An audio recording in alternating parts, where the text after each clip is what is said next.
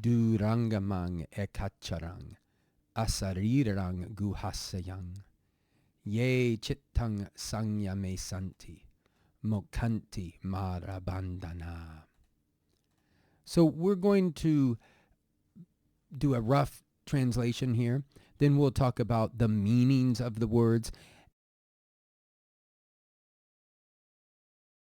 And then we'll talk about the grammar. I think that this is a better form. This way, if you are not interested in the grammar, you don't have to wade through anything.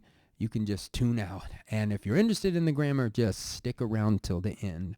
So we're going to start down here with our translation. I think this is the best place to do that. Those who control the mind, even their mind, and remember, like this is coming up here, mind, heart. We say mind, but it means both aspects, the emotional and the rational, the thinking part. Those who control the mind, heart. And now, before we finish the statement, we get this long list of words describing the mind, heart, cittaṃ. So I'm going to kind of do this thing here. We'll come down here. And we'll just kind of work backwards. We could talk about the order later. Guhāsayaṃ means, guha is a cave, and it's figuratively the heart. Asayaṃ would be a some kind of like abode or receptacle or refuge. And it takes, usually it means something like hiding in the heart. You know, we could just say maybe abiding in the heart. I will, sorry, I don't want to put it there. We want to put it down here. Abiding in the heart. And I think that means like the physical location, maybe. Abiding in the heart. Asarīraṃ is, we'll say incorporeal. That incorporeal. Now, this word here, sarīraṃ, means body, you know, or like having a body. And we've come across this many times. When we plop an in front of that, it means the opposite. So that's basically we're using Latin words here. Corporeal would mean having a body. Incorporeal, not having a body. So it's very parallel. They're not exactly related words, but they are parallel. At least they're not related to there might be some pathway where they are connected. I don't know. Okay, ekacaraṃ. This is a good example of where I certainly didn't get the meaning of this by just putting these compounds together. Eka means one, and caraṃ means going. We see that in charati. It could mean literally going about, or kind of figuratively as in leading a life, living one's life. But the meaning here, like a one going or a one goer, means solitary.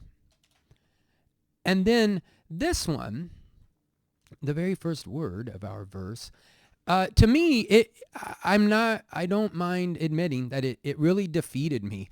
I thought that this was probably going to be some form of do, as in the opposite of su. We've had that a lot before here, like dunigasa. And I just assumed it would be something like that. And let me tell you, it's not. I tried everything, and it just didn't work out right. So I finally went to the digital Pali reader, and I think I've mentioned that at least once in these videos. It's amazing. I'll put a link to it. And it took me right there. Now, I don't think the digital Pali reader will always, it gives you like options. But this one, it parsed it right. And the minute I saw the first word, it's like, why didn't I think of that? And so Dūraṅgamaṃ is dura, which we came across in a video. I'll put a link to that one too. I think Dura Tova maybe, or something like that. Maybe. Dura means like from afar or distant or remote. Or I guess dura means far. Maybe the ablative would mean from afar. And this gamang is going. So kind of like far roaming, going here and there. The idea that the mind, it just goes everywhere.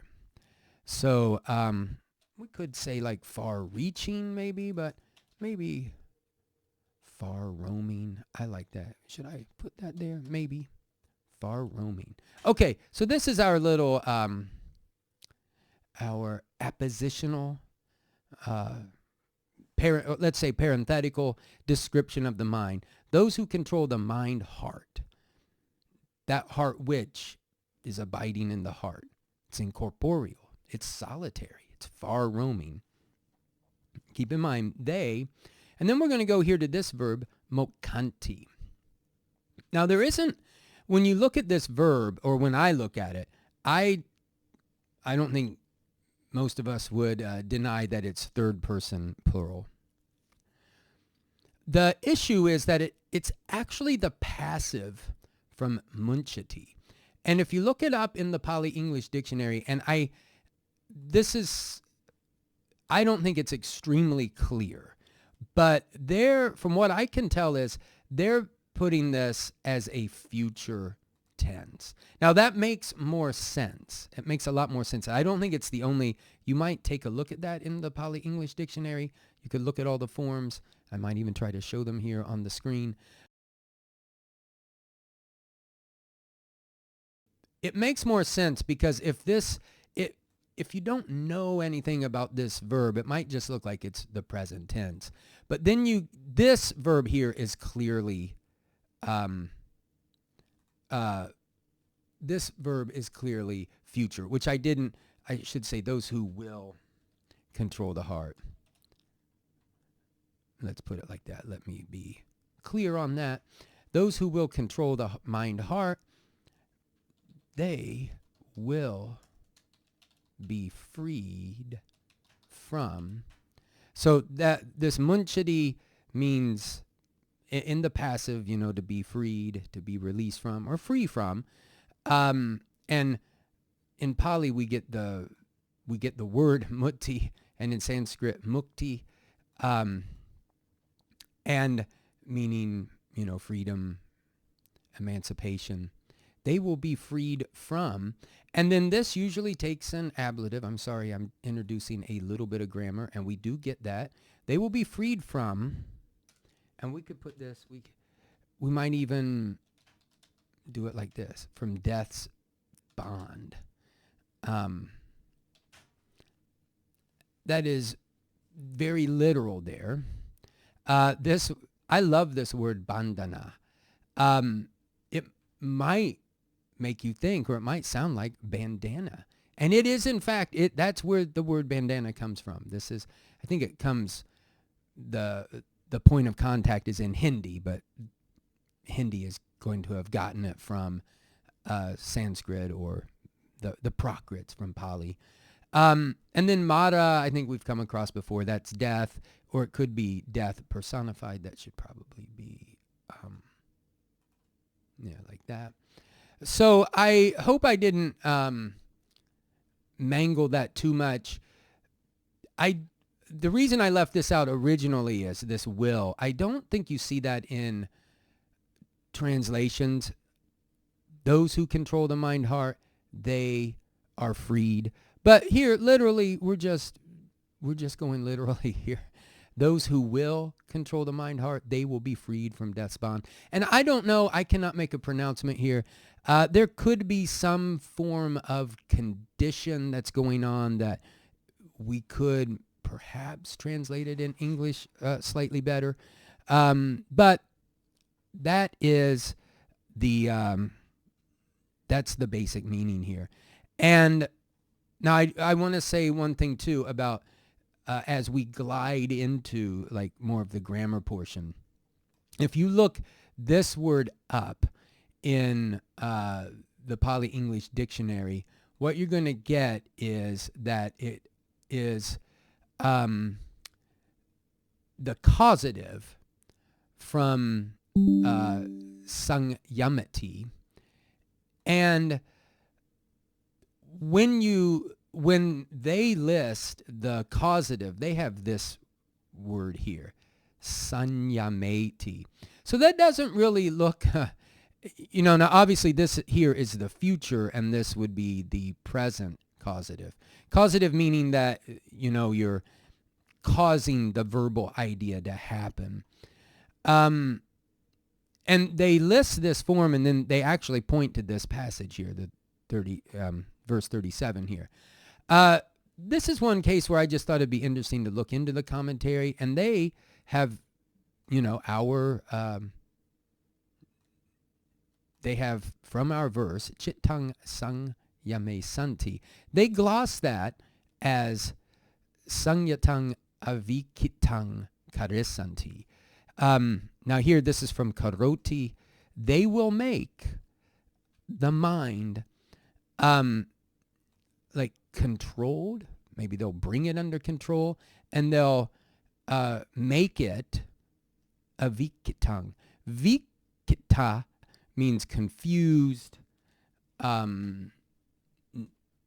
upset, that sort of thing. And here again, we get our that is negating that. So you'll make the mind not upset, or they will make the mind not upset. They'll make it calm, and so on and so forth. So that's a good gloss for what this is, or I think this is a good gloss. This is helpful. Okay, so we'll go into a little bit of the grammar here.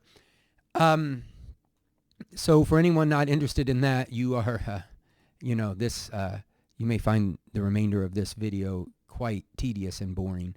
Right here, we have this relative pronoun, yea. This is nominative masculine, or masculine nominative plural. And this is the subject of this verb here. And it takes an object. It's taking this as an object. So those who do this to this. And then this is expanded upon. All of these, and I should say this object here this is neuter accusative singular.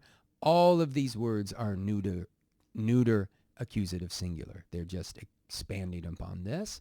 I think, can I say the word expanding a few more times? And then